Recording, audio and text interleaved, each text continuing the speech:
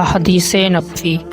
ابو بردہ اپنے باپ سے نقل کرتے ہیں کہ میں ایک مرتبہ رسول کریم صلی اللہ علیہ وآلہ وسلم کی خدمت میں حاضر ہوا تو میں نے آپ کو اپنے ہاتھ سے مسواک کرتے ہوئے پایا اور آپ صلی اللہ علیہ وآلہ وسلم کے منہ سے او او کی آواز نکل رہی تھی اور مسواک آپ صلی اللہ علیہ وآلہ وسلم کے منہ میں تھی جس طرح آپ کے کر رہے ہوں۔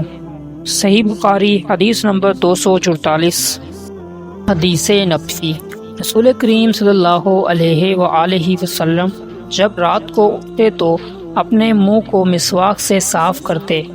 صحیح بخاری حدیث نمبر 245۔ حدیث نبوی۔